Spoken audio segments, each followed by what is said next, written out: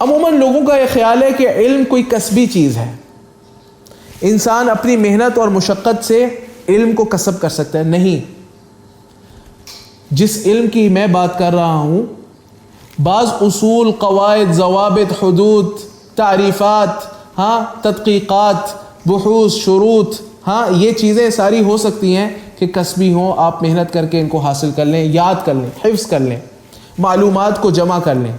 لیکن جس علم کی میں بات کر رہا ہوں، جو کہ العلم الحقیقی ہے، معرفت اللہ عز و جل، جس کا ثمرہ اور اساس ہے، وہ علم کسبی نہیں ہے، وہبی ہے، اللہ تعالیٰ عطا کرتا ہے۔ میرے ایک استاذ ایک مثال دیتے تھے کہ دیکھو، اگر تم نے سونا کہیں رکھنا ہو، سنبھال کے رکھنا ہو، اس کو حفاظت سے رکھنا ہو، کہاں رکھو گے؟ کس برتن میں ڈال کر اس کو محفوظ کرو گے؟ کسی پاکیزہ برتن میں، محفوظ جگہ میں اس کو رکھو گے، جہاں پہ وہ خراب نہ ہو اور کیا کہتے ہیں، وہ محفوظ رہے۔ تو یہ علم اللہ کے ہاں بڑی عظیم القدر چیز ہے۔ یہ اللہ تعالیٰ ہر ایرے غیرے کو نہیں دیتا، یہ اللہ تعالیٰ جس میں تقوی دیکھتا ہے، جس میں خشیت دیکھتا ہے، اس کو دیتا ہے۔ اس لیے کہ العلم الخشیہ، علم جو ہے وہ خشیہ ہے، اللہ سبحانہ و تعالیٰ کے خوف کا نام ہے، خشیت الہی کا نام ہے۔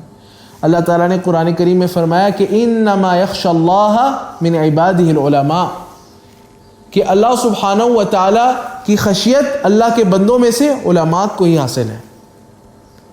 یعنی اس آیت کا کیا مفہوم ہے کہ عام لوگوں کے پاس خشیت نہیں ہے؟ نہیں، خشیت ہے، لیکن خشیت کا جز ہے، ناقص ہے ان کی خشیت۔ جن کے پاس علم ہے ان کی خشیت کامل ہے۔ عام لوگوں کے پاس مطلق الخشیہ ہے اور علماء کے پاس الخشیت المطلقہ ہے۔ عام لوگوں کے پاس خشیت کا جز ہے، کچھ نہ کچھ خشیت ہے، لیکن علماء کے پاس الخشیت الکاملہ ہے، مکمل خشیت ہے۔ پھر فرمایا کہ وَمَنْ جَالَ بِهِ غَنِم، جال یجولو اس کا معنی ہوتا ہے یمشی فی الناس، لوگوں میں گھومنا۔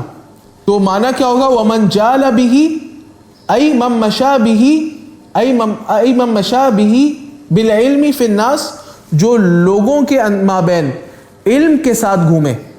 کیا معنی؟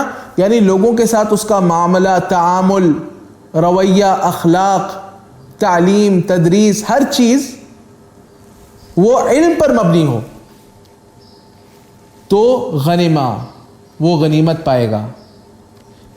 یعنی غنیمہ یہ عکس ہے غریمہ کا، یعنی اس کو چٹی نہیں پڑے گی بلکہ فائدہ ہوگا، اس کے لیے مفید رہے گا۔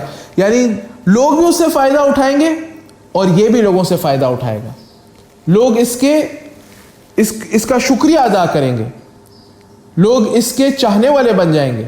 وَمَنْ جَالَ بِهِ غَنِمًا وَمَنْ انْقَادَ لَهُ سَلِمًا، اور جو علم کے لیے انقیاد کر لے۔ انقیاد کا کیا مطلب ہے؟ ای من عمل بالعلم، جو علم پر عمل کر لے۔ وَمَنْ انْقَادَ لَهُ ای من عمل بالعلم، جو علم پر عمل کر لے۔ انقیاد کا معنی ہے عمل کرنا۔ دیکھیں، ایک ہوتا ہے کسی چیز کو قبول کر لینا، پھر ایک ہوتا ہے انقیاد کر لینا، یعنی اس کی یعنی آپ نے اس کو قبول بھی کر لیا اور آپ نے اس پر عمل بھی کر لیا، اس کو کہتے ہیں انقیاد۔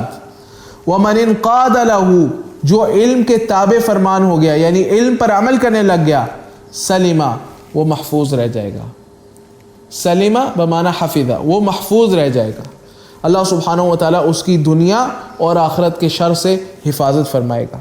تو یہ علم کی شان ہے کہ دنیا کی اشرف ترین چیز ہے، زمین کا نور ہے، جو اکابر ہے مقام اور مرتبے میں ان کی زینت ہے، علماء کی آنکھوں کے لیے یہ ایک تفریح ہے، اور جو علم کی طرف رغبت رکھتا ہے وہ نعمتیں ان کو پاتا ہے، اور جو علم کے ساتھ لوگوں میں گھومتا پھرتا ہے ہمیشہ فائدہ اٹھاتا ہے، خسارہ نہیں اٹھائے گا۔ اور جو علم کے تابع فرمان ہو جاتا ہے، یعنی علم پر عمل کرنے لگ جاتا ہے، محفوظ رہتا ہے دنیا و آخرت کے اندر ہر شر سے۔